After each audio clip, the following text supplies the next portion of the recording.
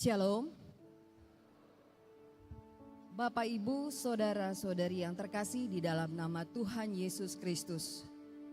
Terpuji nama Tuhan, malam ini kita masih diberi kesempatan untuk boleh mengikuti ibadah Kamis Putih, di mana pada malam hari ini ibadah Kamis Putih mengangkat tema kehendak Allah Bapa yang jadi. Untuk itu kita akan memasuki ibadah penyembahan dan kita akan mulai dengan mempersiapkan hati dan pikiran kita dengan bersaat teduh di dalam hati kita masing-masing.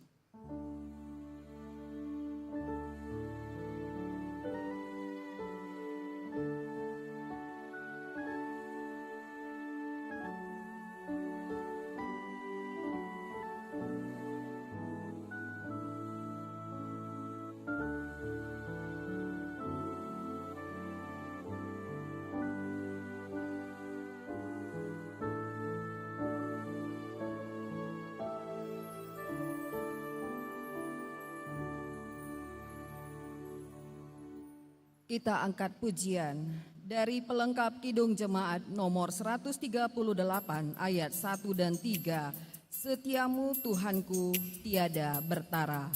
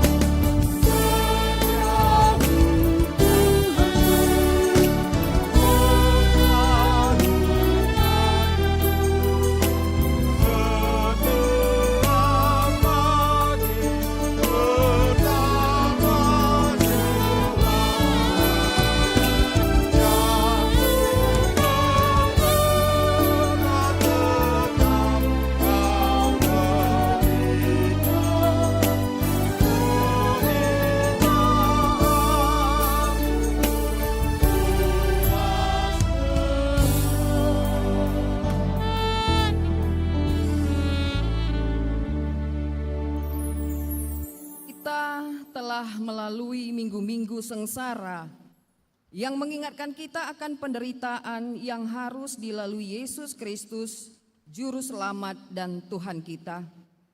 Hari ini kita sampai pada titik nadir dari perjalanan sengsara yang ditempuhnya via dolorosa, kematiannya di kayu salib sebagai akhir yang paling tragis bagi dia yang tidak bersalah apa-apa. Salib Yesus mengandung pesan yang teramat penting bagi kita umatnya. Tanpa darahnya yang tercurah di bukit Golgota, tidak ada penebusan yang tuntas bagi dosa dan pelanggaran kita terhadap Allah yang Maha Kudus. Marilah kita mempersiapkan hati kita untuk merenungkan dan menapaki Via Dolorosa yang telah dijalaninya dengan penuh ketaatan dan kesetiaan kepada Bapa dalam keheningan hati kita yang teduh.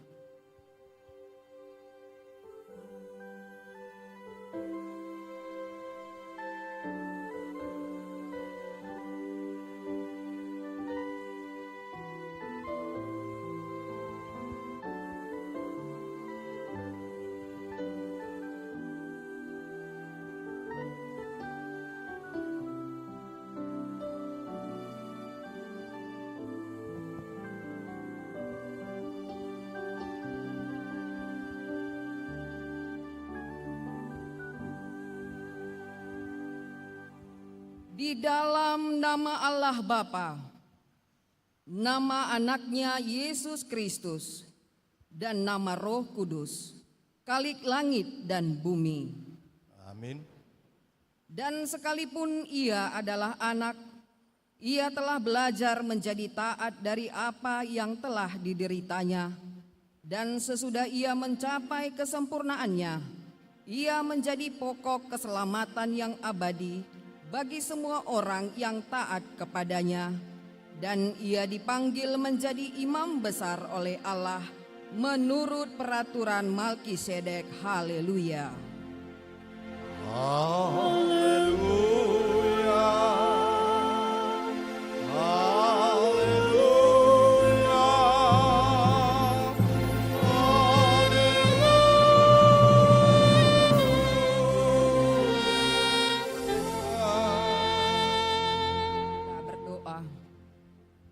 Ya Allah Bapa, sumber dari segala sukacita, berikanlah kepada kami sukacita untuk melakukan segala kehendak-Mu. Janganlah biarkan hati dan pikiran kami melekat pada hal-hal yang fana di dunia ini. Anugerahkanlah damai sejahtera dan sukacita kepada kami, supaya kami senantiasa bersyukur atas kasih setia-Mu dalam kehidupan kami. Ajarlah kami untuk mengingat mereka yang mengalami berbagai penderitaan, dan pakailah gereja-Mu untuk menyatakan kasih-Mu kepada mereka, sebab anak-Mu sendiri telah menderita dan mati bagi seisi dunia ini, yang menantikan pembebasan sepenuhnya kelak seturut dengan rencana-Mu yang mulia. Di dalam nama Tuhan Yesus Juru Selamat kami. Amin.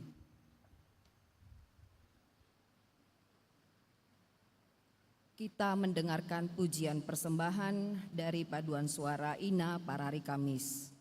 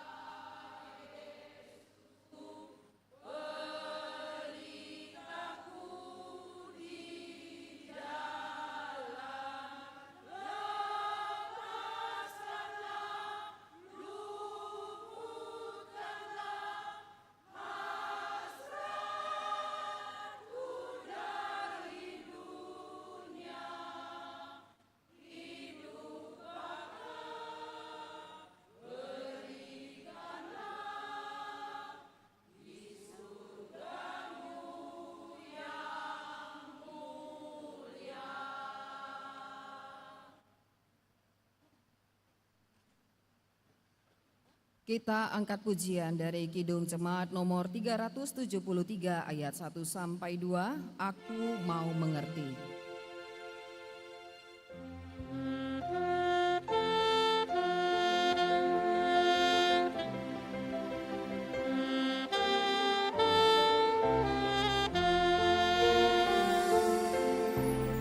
Aku mau mengerti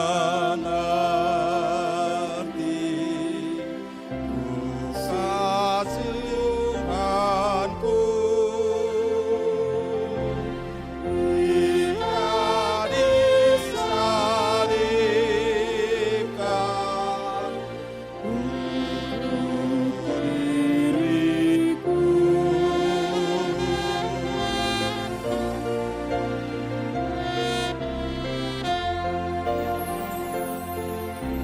Jika ku berdoa, mohon padanya, dosaku semua Dia pulihkan. Marilah kita mendengar firman Tuhan sebagai pendahuluan khotbah pada perayaan Kamis Putih malam ini yang diambil dari Ratapan 5 ayat 19 sampai ayat 22. Kita akan membaca secara bergantian. Pada ayat ke-22 kita baca bersama-sama. Beginilah firman Tuhan. Engkau, ya Tuhan, bertahta selama-lamanya, tahtamu tetap dari masa ke masa. Mengapa engkau merupakan kami selama-lamanya, meninggalkan kami demikian lama? Bawalah kami kembali kepadamu, ya Tuhan, maka kami akan kembali. Baharuilah hari-hari kami seperti dahulu kala. Atau apa engkau sudah membuang kami sama sekali? Sangat murkakah engkau terhadap kami? Demikianlah pembacaan firman Tuhan. Yang berbahagia ialah mereka yang mendengarkan firman Allah, yang menghayati serta mengamalkannya. Amin. Kembali kita dengarkan pujian persembahan dari paduan suara pemuda-pemudi GKPI.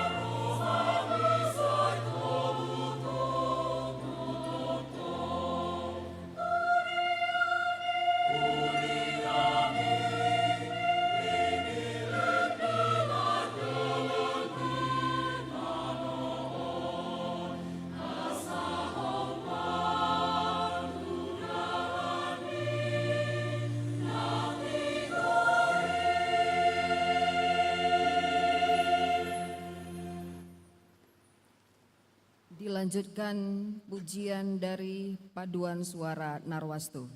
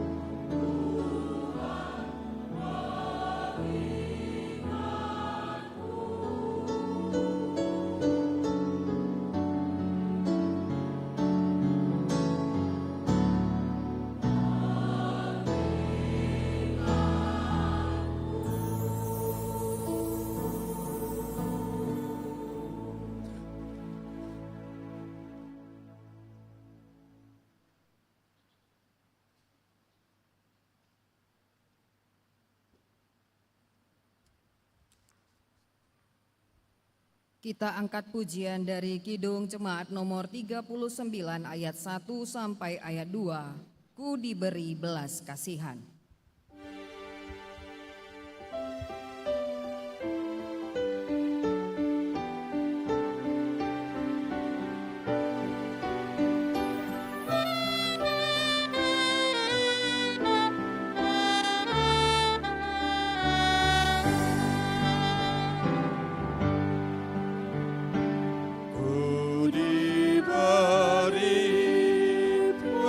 Belas kasih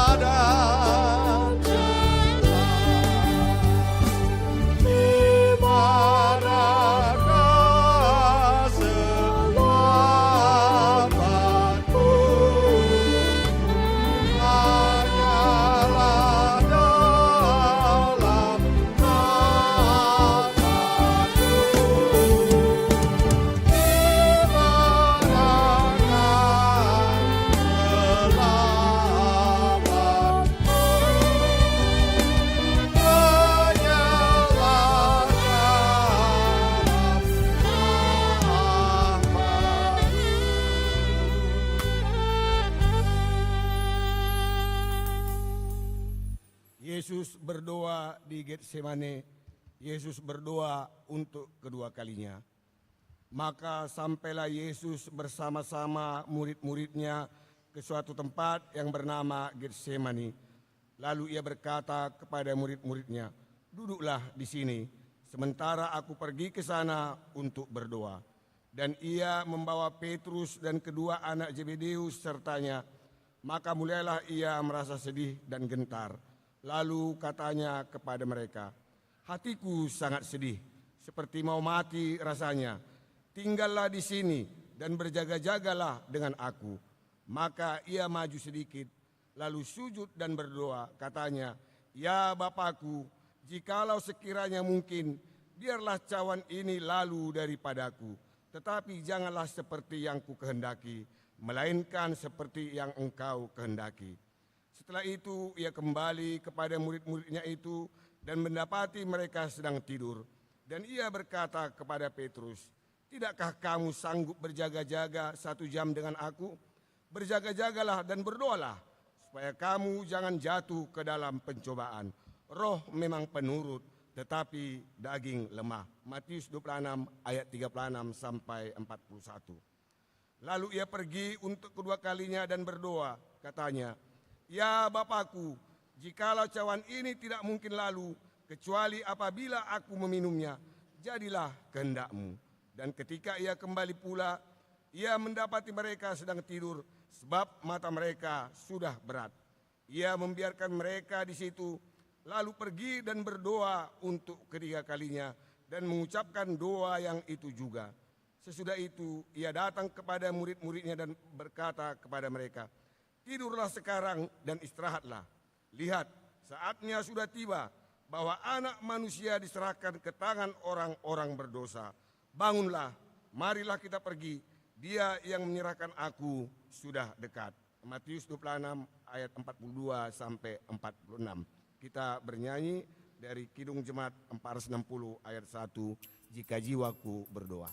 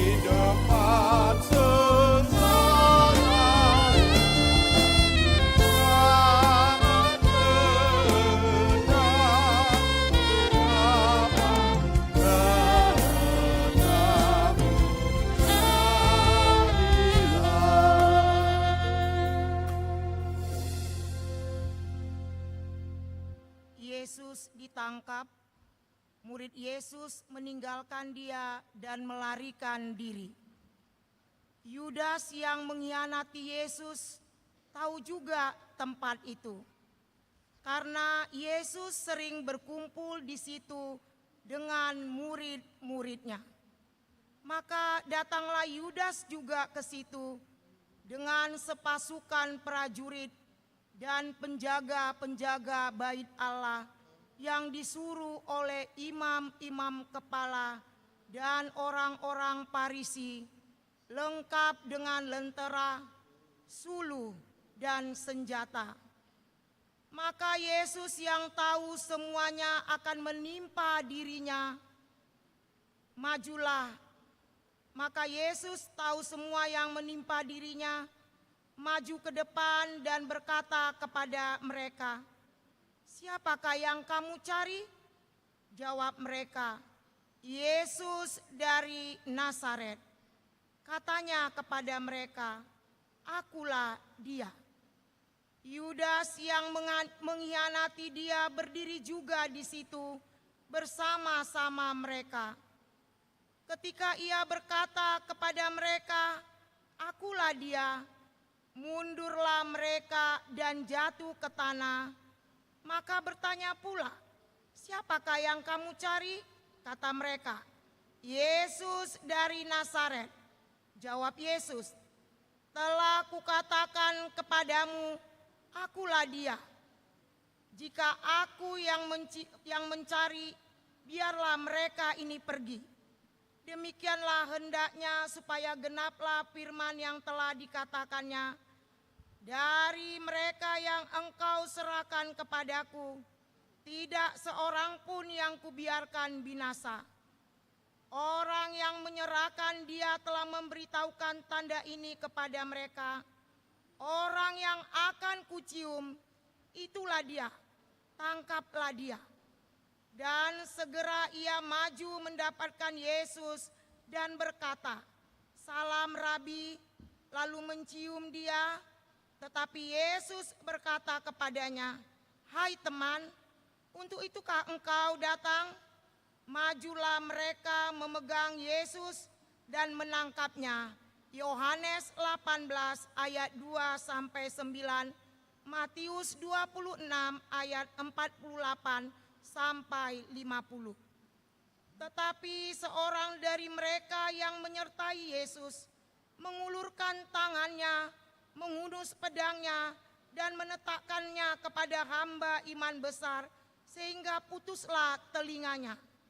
Maka kata Yesus kepadanya, "Masukkan pedang itu kembali ke dalam sarungnya, sebab barang siapa menggunakan pedang, ia akan binasa oleh pedang.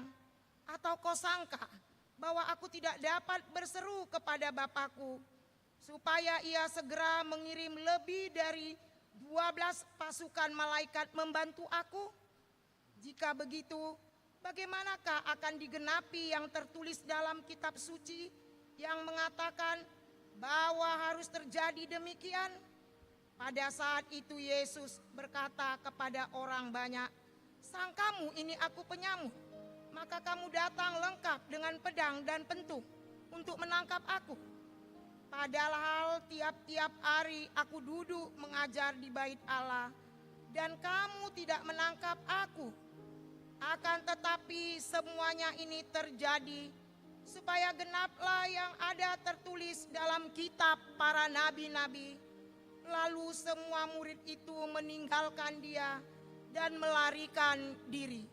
Matius 26 ayat 51 sampai 56. Kita puji Tuhan.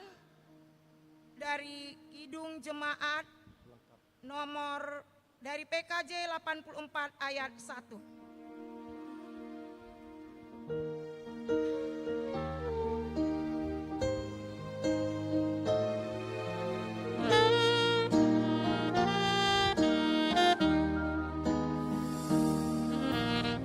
Tatkala kau kan ditawan, kadang kau mau melawan, hati remuk tak terpilih, menerima cium kasih. Tidak seorang pun kawan, murid semua menghilang, bagaikan domba keluar, kau ikut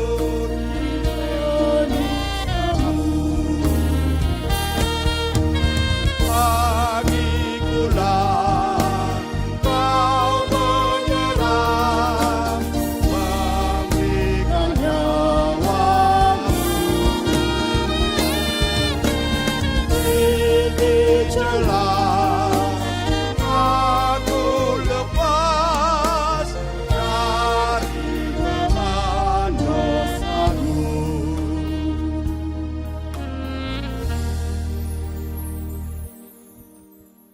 Yesus di hadapan imam besar. Yesus di hadapan imam besar Kayafas. Maka pasukan prajurit serta perwiranya dan penjaga-penjaga yang disuruh orang Yahudi itu menangkap Yesus dan membelenggu dia. Lalu mereka membawanya mula-mula kepada Hanas, karena Hanas adalah mertua Kayafas, yang pada tahun itu menjadi imam besar. Dan Kayafaslah yang telah menasihatkan orang-orang Yahudi, adalah lebih berguna jika satu orang mati untuk seluruh bangsa. Simon Petrus dan seorang murid lain mengikuti Yesus. Murid itu mengenal imam besar dan ia masuk bersama-sama dengan Yesus ke halaman istana imam besar. Maka mulailah imam besar menanya Yesus tentang murid-muridnya dan tentang ajarannya. Jawab Yesus kepadanya, "Aku berbicara terus terang kepada dunia. Aku selalu mengajar rumah-rumah ibadat dan bait Allah, dan semua orang Yahudi berkumpul. Aku tidak pernah berbicara sembunyi-sembunyi. Mengapakah engkau menanyai aku? Tanyailah mereka yang telah mendengar apa yang kukatakan kepada mereka. Sungguh, mereka tahu apa yang telah kukatakan." Ketika ia mengatakan hal itu, seorang penjaga yang berdiri di situ menampar mukanya sambil berkata, "Begitukah jawabmu kepada imam besar?" Jawab Yesus kepadanya, "Jikalau kataku itu salah, tunjukkanlah salahnya. Tetapi jikalau kataku itu benar, mengapa engkau menampar aku?" Maka Hanas mengirim dia terbelenggu kepada Kayafas, imam besar itu. Yohanes 18 ayat 12 sampai dengan ayat 15 dan ayat 19 sampai 24. Sesudah mereka menangkap Yesus, mereka membawanya menghadap Kayafas, imam besar. Disitulah telah berkumpul ahli-ahli Taurat dan tua-tua. Dan Petrus mengikuti dia dari jauh sampai ke halaman imam besar. Dan setelah masuk ke dalam, ia duduk di antara pengawal-pengawal yang melihat kesudahan perkara itu. Imam-imam kepala malah menyuruh mahkamah agama mencari kesaksian palsu terhadap Yesus supaya ia dapat dihukum mati. Tetapi mereka tidak memperolehnya, walaupun tampil banyak saksi dusta. Tetapi akhirnya tampillah dua orang yang mengatakan, "Orang ini berkata, aku dapat merubuhkan bait Allah dan membangunnya kembali dalam 3 hari." Lalu imam besar itu berdiri dan berkata kepadanya, "Tidakkah engkau memberi jawab atas tuduhan-tuduhan saksi-saksi ini terhadap engkau?" Tetapi Yesus tetap diam. Matius 26 ayat 57 sampai 63a. Kita bernyanyi dari Kidung Jumat nomor 79 ayat 1, "Maha terpuji Allahku."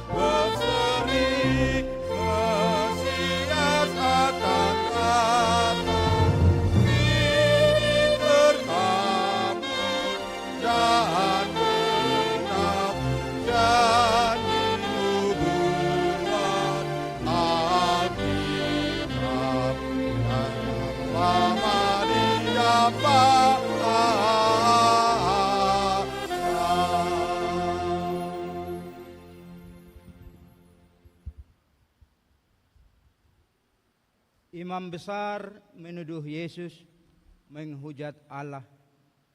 Petrus menyangkal Yesus 3 kali.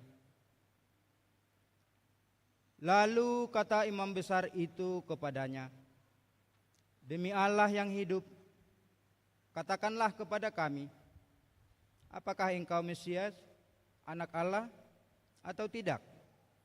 Jawab Yesus, "Engkau telah mengatakannya, akan tetapi aku berkata kepadamu, mulai sekarang kamu akan melihat Anak Manusia duduk di sebelah kanan Yang Maha Kuasa dan datang di atas awan-awan di langit." Maka imam besar itu mengoyakkan pakaiannya dan berkata, "Ia menghujat Allah, untuk apa kita perlu saksi lagi? Sekarang telah kamu dengar hujatnya. Bagaimana pendapat kamu?" Mereka menjawab dan berkata, "Ia harus dihukum mati." Lalu mereka meludahi mukanya dan meninjunya. Orang-orang lain memukul dia dan berkata, "Cobalah katakan kepada kami, hai Mesias, siapakah yang memukul engkau?" Matius 26 ayat 63b sampai dengan ayat 68. Pada waktu itu Petrus masih ada di bawah, di halaman. Lalu datanglah seorang hamba perempuan imam besar, dan ketika perempuan itu melihat Petrus sedang berdiam, ia menatap mukanya dan berkata, "Engkau juga selalu bersama-sama dengan Yesus, orang Nazaret itu."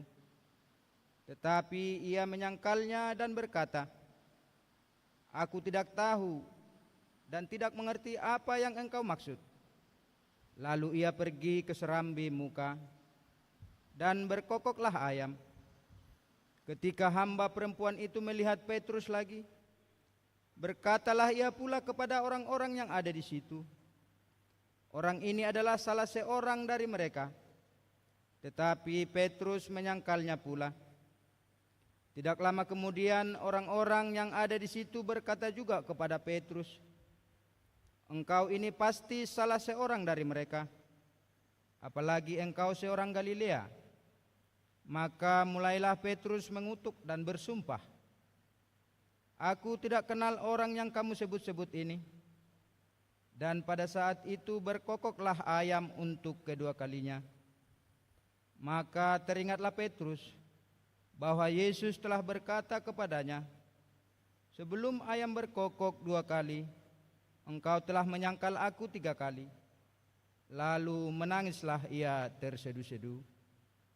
Markus 14 ayat 66 sampai dengan ayat 72. Kita bernyanyi dari Kidung Jemaat nomor 178 ayat 1 sampai dengan ayat yang kedua.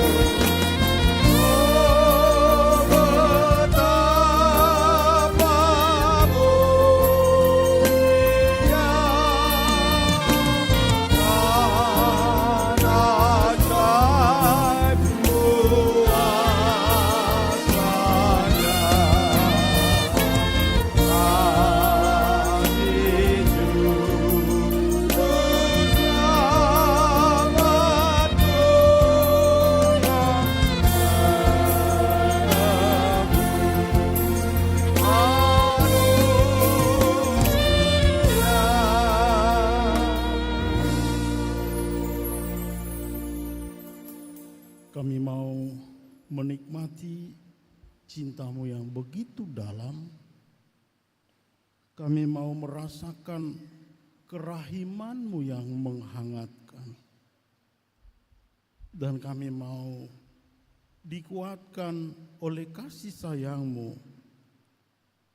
Itulah sebabnya kami datang di hadapan-Mu saat ini, ya Tuhan segala penguasa dunia.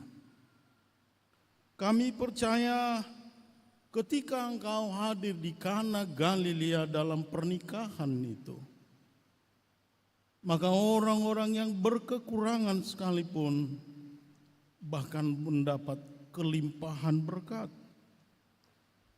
Ketika Engkau berjumpa dengan perempuan Siro-Fenisia yang menganggap dirinya lebih rendah dari anjing sekalipun, Engkau memberi dia berkat mujizat.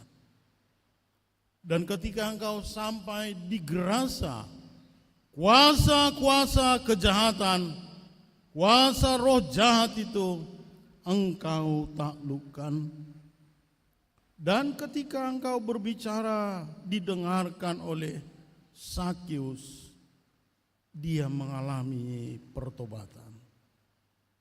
Itulah kami sekarang Tuhan hadir di sini, membawa buli-buli persembahan hidup kami, membawa pengharapan sukacita. Kiranya Tuhan menganugerahi kami berkat, kelimpahan damai sejahtera, hikmat, sehingga kami bisa diteguhkan memasuki masa-masa Pasion dan Jumat Agung ini. Berkuasalah Engkau di hati kami, sehingga damai sejahtera Allah yang melampaui akal pikiran manusia, itulah yang memberkati setiap hati yang terbuka untuk Tuhan, dan setiap telinga yang setia dengar-dengaran dengan Tuhan berbicara. Dalam nama Yesus kami berdoa, amin. Shalom. Bapak Ibu, marilah dengan sukacita kita membaca Alkitab kita dari Markus pasal yang ke-14. Saya mengundang kita untuk membuka handphonenya, gadgetnya, Alkitab elektronik atau Alkitab kita. Kita membacanya dengan bergantian dari ayat yang ke-32 sampai ayat ke-42 dari Markus pasal yang ke-14.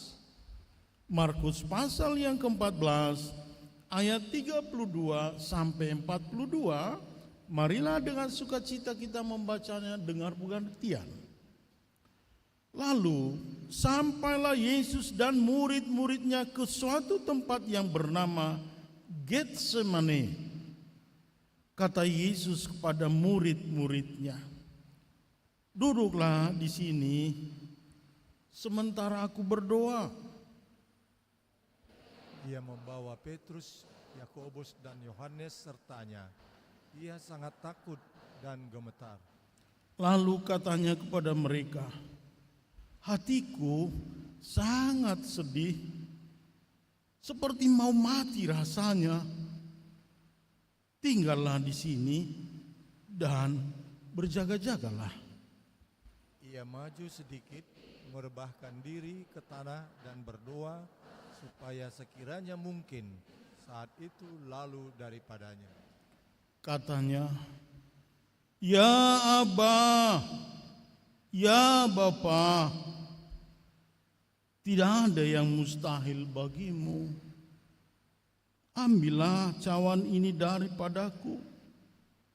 Tetapi janganlah apa yang aku kehendaki, melainkan apa yang Engkau kehendaki." Setelah itu ia datang kembali dan mendapati ketiganya sedang tidur. Dan ia berkata kepada Petrus, "Simon, sedang tidurkah engkau? Tidakkah engkau sanggup berjaga-jaga 1 jam? Berjaga-jagalah dan berdoalah, supaya kamu jangan jatuh ke dalam pencobaan. Roh memang penurut, tetapi daging lemah." Lalu ia pergi lagi dan mengucapkan doa yang itu juga. Dan ketika ia kembali pula, ia mendapati mereka sedang tidur, sebab mata mereka sudah berat dan mereka tidak tahu jawab apa yang harus mereka berikan kepadanya. Kemudian ia kembali untuk ketiga kalinya dan berkata kepada mereka, "Tidurlah sekarang dan istirahatlah. Cukuplah, saatnya sudah tiba. Lihat, Anak Manusia diserahkan ke tangan orang-orang berdosa." Kita bersama, bangunlah, marilah kita pergi. Dia yang menyerahkan aku sudah dekat. Amin. Bapak Ibu, bagi saya ini kejutan. Bapak Ibu pakai baju putih. Di surprise ya. Maksud saya ini mau tanya, ini sedang marguru malu atau kan, karena biasanya kan kalau pakai baju putih ke gereja orang biasa mau malua. Ini orang bagus juga sih. Mau tanya dari mana ini ajaran ini semua pakai baju putih. Tidak salah. Dalam teologi simbol saya beri sedikit penjelasan. Ini dalam teologi simbol selalu dipahami bahwa putih itu adalah kemenangan, ketulusan, kejujuran, dan keteguhan. Itu arti putih. Jadi saya senang Bapak Ibu, walaupun saya nggak pakai baju putih, kan hitam semua nih. Ini mungkin representasi teman-teman yang tidak pakai baju putih kebetulan. Mungkin nggak sempat tadi ke toko belanjanya ya. Atau ini kan di Pajus ini ada baju-baju putih banyak. Ya, berbahagialah Bapak Ibu pakai baju putih. Hari ini kita merayakan Hari Kamis Putih. Maka saya mau katakan begini. Hari ini kita mau katakan Kamis putih, baju putih, hati putih. Amin. Kamis putih, baju putih. Oke, aku mau dengar yang di atas saja deh. Dua go. Kamis putih. Iya. Biar setulus. Biar nyambung, biar pas. Ya, baju putih. Ya, kami hari ini Kamis putih. Jadi sebenarnya, tapi besok jangan lupa, datanglah ke gereja lagi. Nah, ini besok pakai baju apa? Oh, ini siapa lagi yang buat aturan itu? Iya kan? Tidak apa-apa Bapak Ibu. Itu tanda turut berduka bahwa iya. Walau orang bilang, ya harusnya kita sukacita dong karena Yesus sudah mati, dia menang. Ya, hari Minggu lah kita lagi pakai baju putih.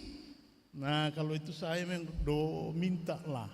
Bapak Ibu pakai lagi lah baju putih hari Minggu. Iya, tanda bahwa kemenangan. Maka liturgi kita pun pakai.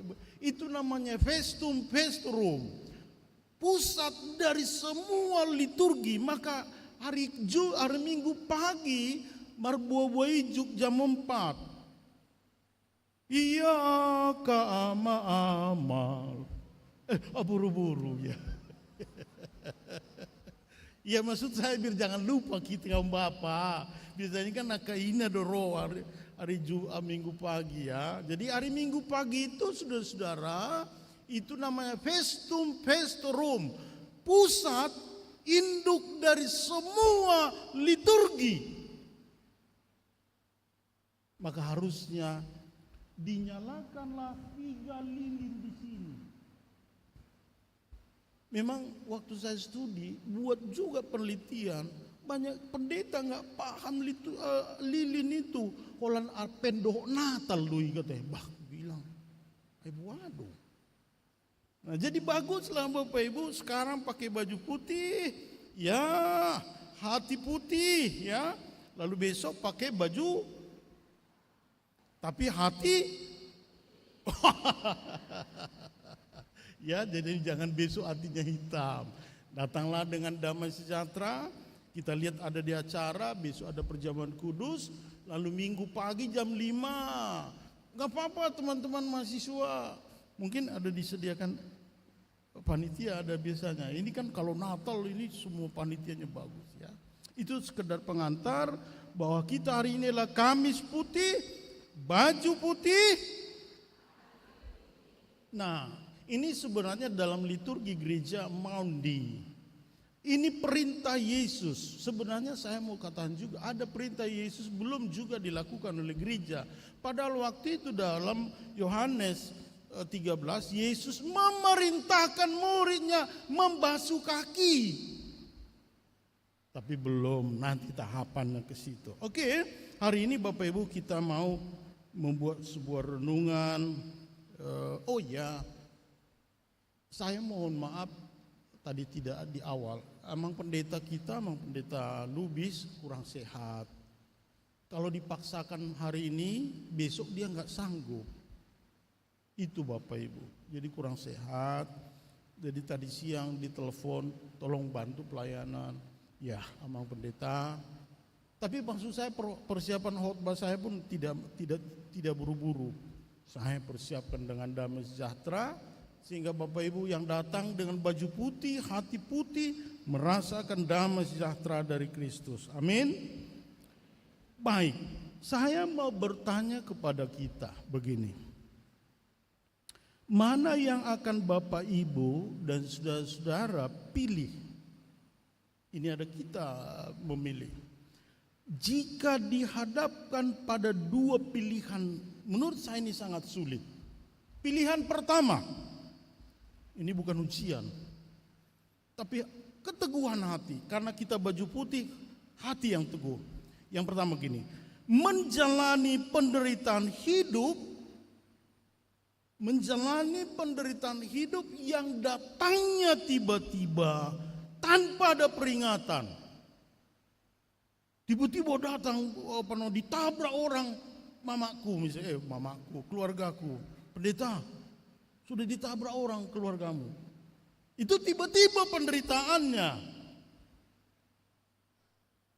Atau mana yang Bapak Ibu pilih? Menjalani penderitaan yang sudah kita ketahui. Kenapa lemas kau?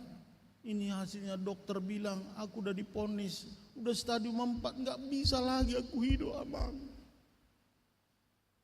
Itu kan berarti berapa minggu lagi hidupmu? Paling lama aku katanya 1 bulan lagi, Abang Pendeta. Itu kan nggak tiba-tiba. Jadi sudah ada prosesnya. Aku nanti mati, berarti 1 bulan lagi aku mati. Warisanku mau aku bagi. Kalau tiba-tiba mati, wih sayang kali mertuaku mati. Tiba-tiba warisannya itu kemana ya gitu. Mana yang Bapak Ibu pilih? Mati tiba-tiba atau mati direncanakan? Ada tenggat waktunya. Ingat saudara-saudara, semua orang tahu bahwa dia mati. Saya yakin, kita yakin itu. Semua orang, ya nasa jolma ikon mati. Semua orang tahu bahwa dia mati. Tetapi tidak semua orang tahu bagaimana dia mati. Semua orang tahu dia mati, tetapi tidak semua orang tahu bagaimana dia mati. Ada orang mati karena narkoba. Iya kan? Ada orang mati ya memang sudah waktunya meninggal. Natabuat doma kita bah. Dung lihat perjuangan kudus martangi yang mami. Tos mau sani omaki. Begitukah yang kita inginkan atau mati karena Bapak Ibu Saudara kekasih, seringkali kita merasa kalau penderitaan itu sangat berat, tiba-tiba sebenarnya efek kejutnya yang kita takutkan. Aduh mati aku Tuhan, anakku itu kok begitu, kok tabrakan anakku itu, tiba-tiba. Tapi kalau informasi diberitahu kemungkinan sebulan lagi mama akan meninggal, oh ada semacam proses antisipasi. Jadi yang mana yang mau Bapak Ibu pilih? Saya kira bukan soal yang mana kita pilih. Menolong kita mengerti mengapa Yesus berdoa di Getsemane. Mengapa Yesus? Karena Yesus tahu dia akan mati. Kan di ayat sebelumnya diberitahu. Karena Yesus tahu akan dia mati, maka dia pergi berdoa. Hatiku sangat sedih. Kenapa kau mak? Gak tahu lah aku ini. Rasa mau mati anakku. Kenapa rupanya? Firasatku gak enak loh. Kan ibu yang baik selalu begitu. Selalu akan dikasih tahu ke suaminya, anakku itu kenapa? Kenapa rupanya? Anakku itu gak kayak gini. Biasanya hatiku tenang. Ya teleponlah anakmu itu. Kan dia lagi entah ada kuliah kah, entah di kampus, entah sama temannya. Enggak, dari tadi udah aku telepon loh Pak. Oh gini aja lah, aku tahu siapa kompetnya itu, bestinya itu, bestinya. Halo, iya anakku siapa? Oh iya Mang, kami di rumah sakit sekarang. Makan betul kan, aku bilang. Betul kan anakku itu kan sudah tabrakan kan. Tiba-tiba mengalami penderitaan berat itu. Yesus tahu bahwa dia akan mati. Dan pengetahuan itulah yang membuat dia apa? Disebut tadi sangat takut. Saya mau menolong saudara-saudara, khususnya anak muda, khususnya kita Bapak Ibu.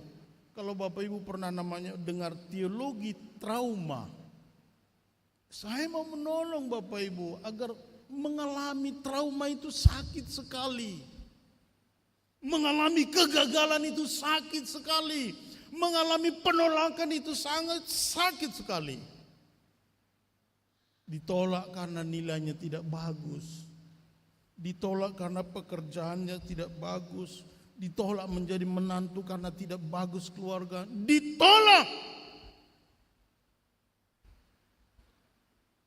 Disebutkan saudara-saudara, Yesus ketakutan.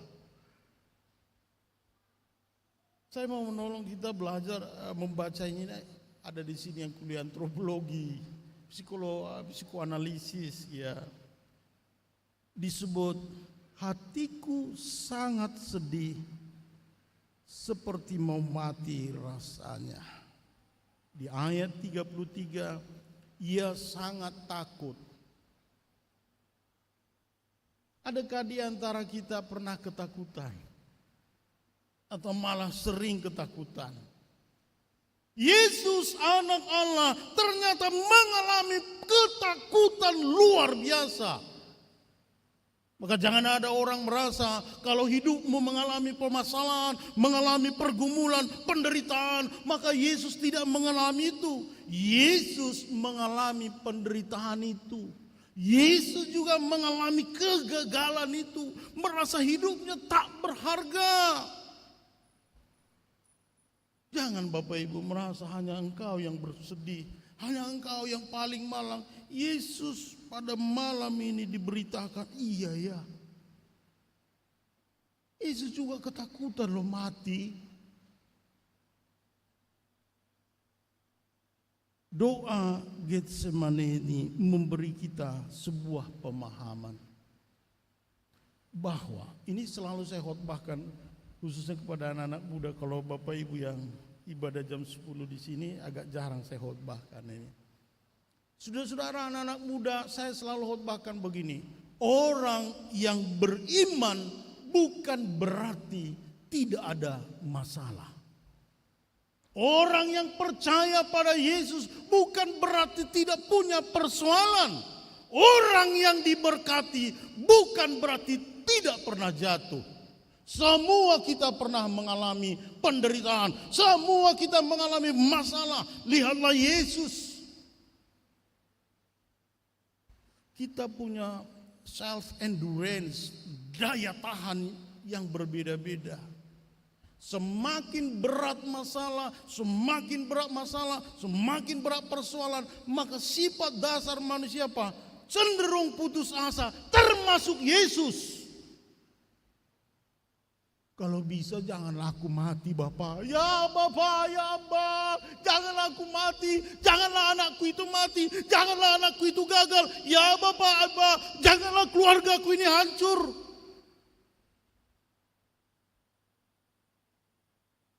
Yesus membuka ruang negosiasi dengan Bapaknya, memohon agar jangan aku menderita. Unang mania nao mati Tuhan. Waray no kugilik ko Tuhan. Huhok do gilik kon. Molo mati ano na ubuhan. Wakada ko pahupuk ko sude.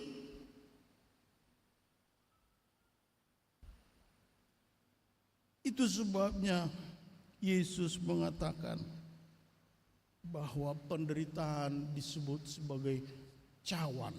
Jadi besok Bapak Ibu, ketika kita meminum anggur perjamuan kudus, sebenarnya waktu itu Yesus pegang gini. Ini karena saya lupa bawa cawannya. Jadi ada cawan itu Bapak Ibu. Jadi ini anggur.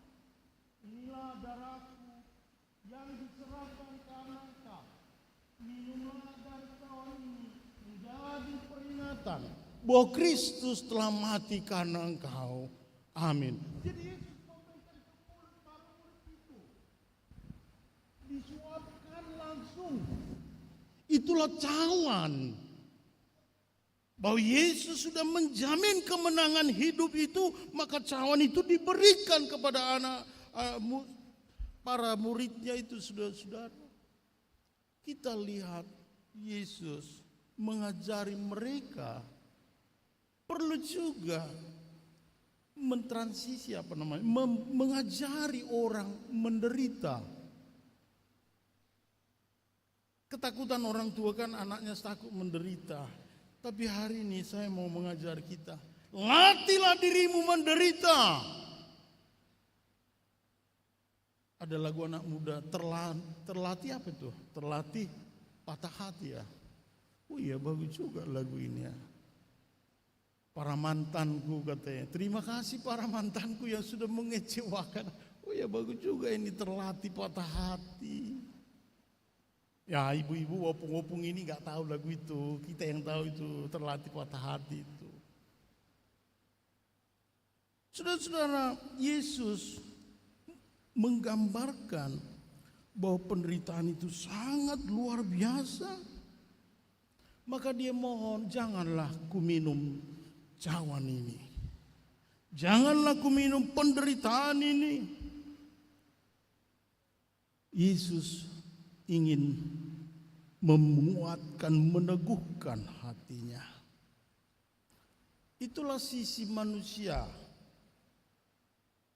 Maka Bapak Ibu, kalau Bapak Ibu punya masalah,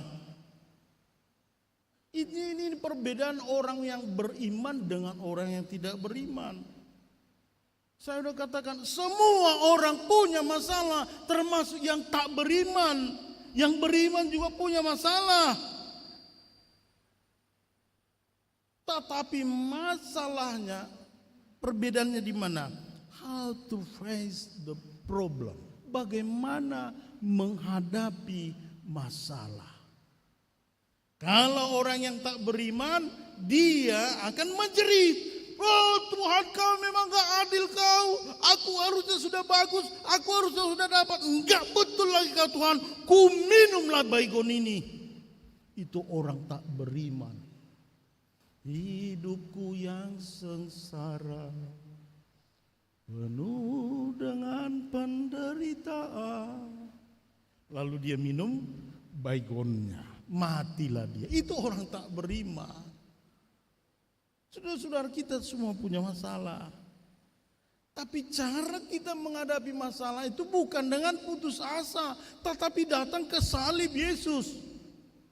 Yesus, Yesus, dengar doaku. Itulah orang beriman. Dia tahu bahwa dia punya masalah. Dia sadar dia terbatas. Dia sadar dia lemah. Dia sadar dia bisa jatuh, gagal sekalipun. Tetapi dia percaya Allah membangkitkannya. Amin. Itulah perbedaannya. Itulah kita pelajari hari ini bahwa Yesus tidak berpura-pura kuat. Memang kan orang tua mau begitu, anaknya kalau nangis, laki-laki kau jangan nangis. Yesus nangis loh Bapak Ibu. Yesus nggak berpura-pura kuat. Ya Tuhan, matilah aku Tuhan, nggak tahu lagi. Dosenku itu Tuhan yang gimana itu, tolonglah Tuhan. Lembutkanlah hatinya dosenku itu, profesorku itu Tuhan. Yesus tidak berpura-pura, dia menjerit, mengaduh. Sisi manusia itu juga mendorong kita hari ini bahwa ada hal-hal yang dapat kita kerjakan dan ada hal-hal yang tidak dapat kita kerjakan. Saya ulangi, ada hal-hal yang dapat kita kerjakan, maka kerjakan. Tetapi ada hal-hal yang tidak dapat kita kerjakan, disitulah kita berdoa. Apakah Yesus tidak bisa membuat tanda mujizat? Ya. Tapi Yesus tidak membuat pekerjaan agar cawan ini dihindari. Dia katakan, jangan kehendakku jadi. Yakinkanku Tuhan, dia bukan untukku. Anak-anak muda kalau udah begitu kan, kenapa enggak jadi itu Tuhan jadi suamiku? Kenapa enggak jadi dia Tuhan istriku? Jangan paksa. Ada hal-hal yang dapat kita kerjakan, kerjakanlah. Tapi ada hal-hal yang tidak dapat kita kerjakan, maka berdoalah. Sehingga Bapak Ibu Saudara kekasih, pada malam hari ini kita mau dikuatkan bahwa Yesus tidak mengalahkan penderitaan dengan melarikan diri. Jangan melarikan diri kalau ada masalah, anak-anak saudara. Dosenmu kurang bagus menurutmu, jangan lari, hadapi. Jangan melarikan diri dari suami yang kurang ajar kata orang. Hadapi suamimu. Jika dia tidak berubah, saudara-saudara, jika orang tidak berubah, maka kita yang harus berubah. Pola ini menolong kita. Seperti Yesus tidak melarikan diri, tetapi dia datang ke hadirat Tuhan. Justru di situ dia mendapat kekuatan dan dimerdekakan. Dan pemahaman itu bukan berarti kita kalah. Bukan berarti kita gagal. Tapi itu menolong kita berjuang. Ada Tuhan menemani, ada Tuhan memberkati, ada Tuhan yang memberikan pengharapan. Walaupun kita menderita, berjuanglah walau sampai mati. Itu yang disebut dying well, mati terhormat. Nah berjuang dopung nodabah. Yoko podo tu dia pe mati terhormat. Perlu kita mati terhormat Bapak Ibu. Saudara-saudara perlu tanamkan dalam hatimu mati terhormat. Memang orang bilang, oh kalau aku mati 2 kilometer pun papan bunga gak peduli siapa bilang. Saya udah itu akan tua-tua. Unang nok kosong nih. Perlu do geleng mi mamereng akan nauli na denggan, maka matilah kau terhormat. Jangan ada lagi orang tua bilang begitu. Belum mati anu udah kuboti, menang na piga manotori pitahu. Daksoni. Perlu do mati terhormat. Mulu mati piau, wih nagudang mapapa bungon, oi dotong opung naina uji na burjua do bah. Adong do papa bunga siat gubernur, adong do siat kapolda, adong siat pangdam. Oh, na berjuang dotong bapak ini. Wariskanlah penderitaan yang membangkitkan kehormatan. Sehingga saudara-saudara, hari ini kita dimenangkan. Hadapilah penderitaan dan yakinlah ada Tuhan di sana. Saya mau mengundang kita membuka Kidung Jemaat nomor 460 kembali, ayat 1 sampai ayat 2. Bapak Ibu silakan buka handphonenya. Ya, tadi aku lupa siapa. Buka handphonenya 460. Kidung Jemaat 460. Jika jiwaku berdoa, kita nyanyikan ayat 1 sampai 2. Di ayat 2 kita bangkit berdiri semua. Kalau opung-opung Bapak Ibu yang tidak bisa berdiri tidak apa-apa. Ya. Di ayat 2 kita nanti berdiri, di ayat 1 duduk dulu. Yuk, Kidung Jemaat 460 ayat 1 sampai 2.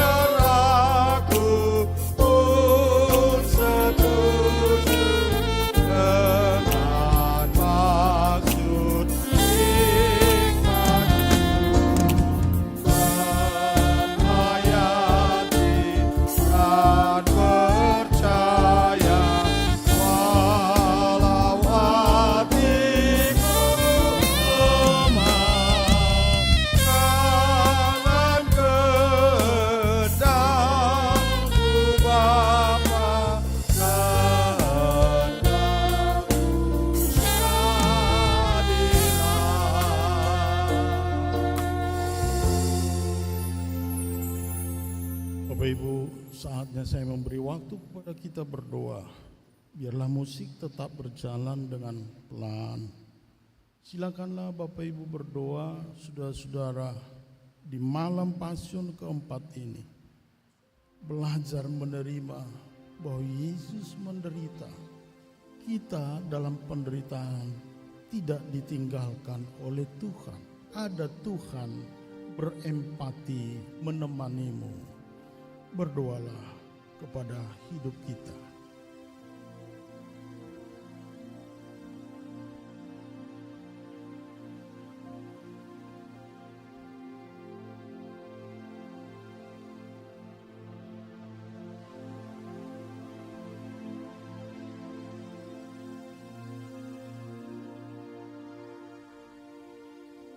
Berdoalah kepada orang-orang yang engkau perjuangkan, walaupun engkau menderita. Memperjuangkan anak-anakmu, memperjuangkan suamimu yang sakit, memperjuangkan istrimu yang sakit, memperjuangkan orang tuamu juga yang sakit. Berdoalah untuk mereka.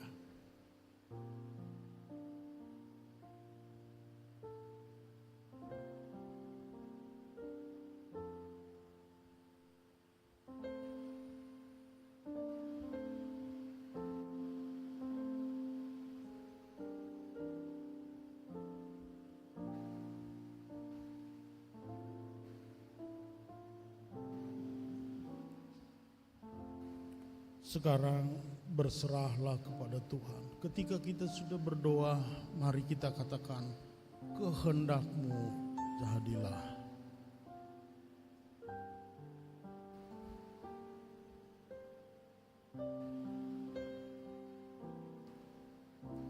Ya Tuhan Bapa di sorga, kami percaya Engkau memberikan kemenangan bagi setiap orang yang datang kepadamu. Seperti anak-Mu Yesus Kristus yang Kau biarkan menderita, yang Kau biarkan dihina dunia ini, yang Kau biarkan dicaci maki dunia ini, merasakan kepedihan yang luar biasa. Kami juga Tuhan ingin dimenangkan. Tapi kadangkala kami takut menderita. Kadangkala kami takut ditolak. Padahal Engkau sudah memberi jaminan. Engkau ada menemani kami dalam penolakan itu. Engkau ada dalam penolakan itu. Maka hari ini Engkau menguatkan kami semua. Jikapun hidup kami terasa begitu berat, izinkanlah kami menangis di hadapan-Mu.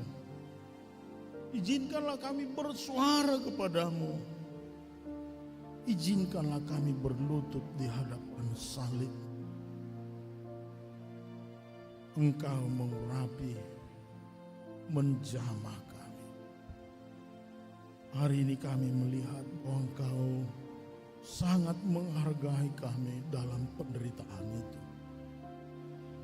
Siapapun kami yang datang membawa penderitaan, membawa sakit, penyakit, membawa rasa putus asa, kuatkan kami Tuhan. Dengan doa Getsemani malam ini, kami akan dikuatkan. Biarlah kami semua bersuka cita dan menerima janji-Mu. Kita nyanyikan ayat yang kedua, apa juga yang Kau timbang.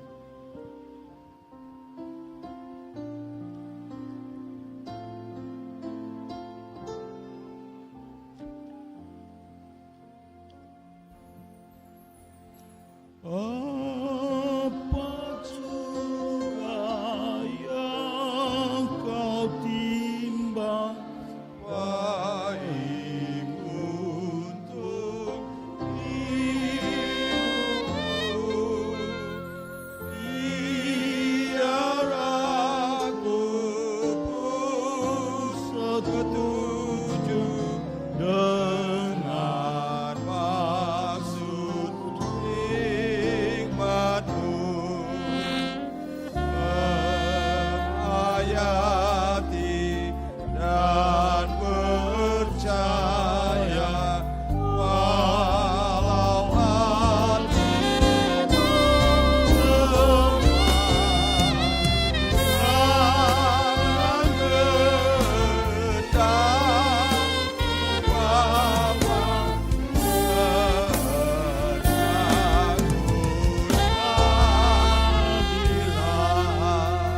Mari kita menyatakan amin.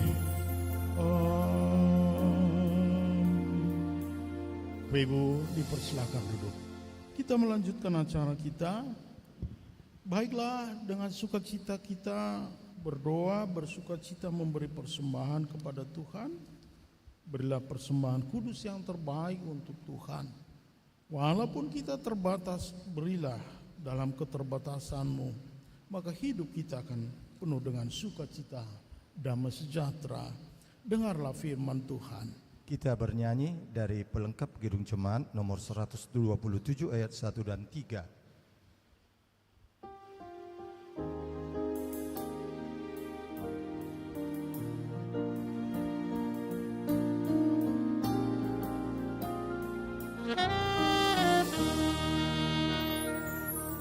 Jadilah Tuhan kehendak-Mu, ku tanah liat di tangan-Mu.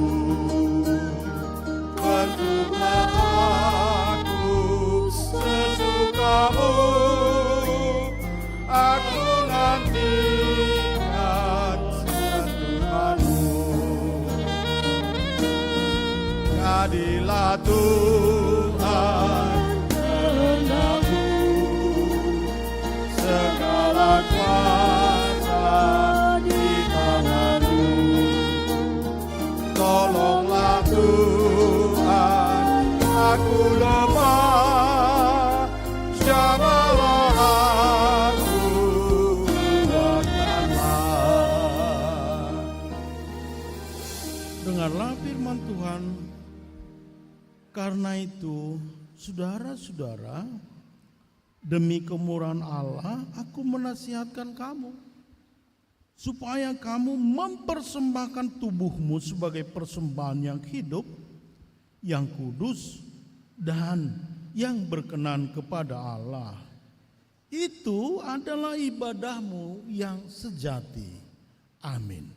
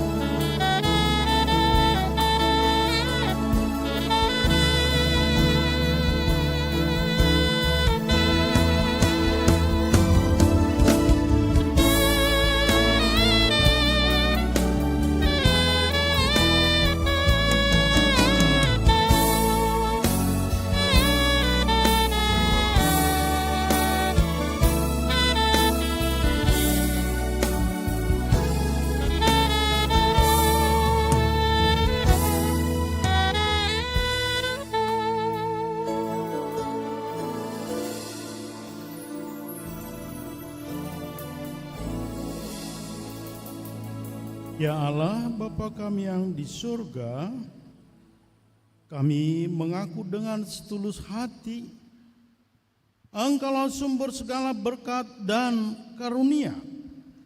Di sini kami memberikan persembahan syukur kami kepadamu. Terimalah persembahan umat-Mu dan berkatilah menjadi alat kesaksian, persekutuan dan pelayanan jemaat-Mu ini. Jadikanlah hidup kami persembahan yang berkenan kepadamu, dan pakailah hidup kami untuk turut menghadirkan tanda-tanda kerajaan-Mu di seluruh dunia ini, kasih, keadilan, dan damai sejahtera, sukacita. Bukalah hati kami oleh Roh Kudus-Mu, agar kami senantiasa mengucapkan syukur kepadamu di dalam nama Yesus Kristus Tuhan kami. Amin. Bagi Yesus ku serahkan hidupku seluruhnya, hati dan perbuatanku, waktuku miliknya. Bagi Yesus semuanya,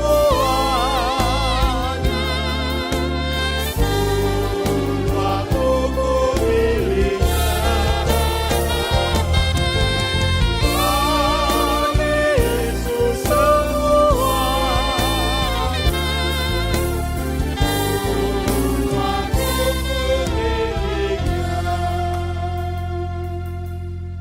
Bapa kami yang di sorga, dikuduskanlah namamu, datanglah kerajaan-Mu, jadilah kehendak-Mu di bumi seperti di surga. Berikanlah kami pada hari ini makanan kami yang secukupnya, dan ampunilah kami akan kesalahan kami, seperti kami juga mengampuni orang yang bersalah kepada kami. Dan janganlah membawa kami ke dalam pencobaan, tetapi lepaskanlah kami dari yang jahat. Karena Kau yang punya kerajaan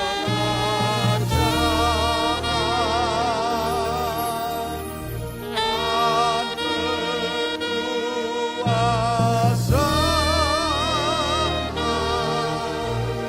dan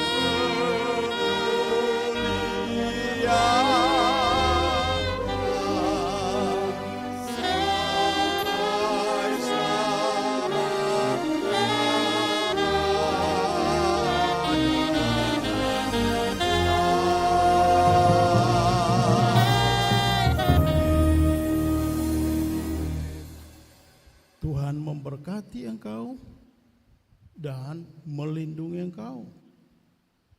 Tuhan menyinari engkau dengan wajah-Nya dan memberi engkau kasih karunia. Tuhan menghadapkan wajah-Nya kepadamu dan memberi engkau damai sejahtera.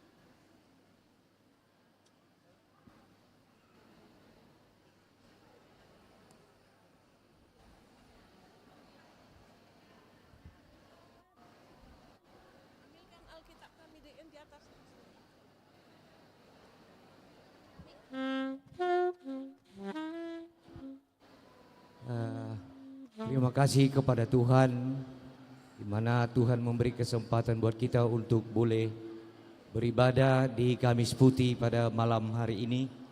Kiranya firman Tuhan boleh memperkuat iman percaya kita. Oleh karena itu Amang Inang, gereja kita mendapat berkat yang dari Tuhan lewat pelayan-pelayannya menyiapkan makanan dan minuman ala kadarnya. Jadi sebelum kita mencicipinya Amang Inang, mari kita persatukan hati kita, kita berdoa. Bapa yang di surga, Bapa surgawi, Bapa yang kami kenal, kami muliakan di dalam nama Yesus Kristus.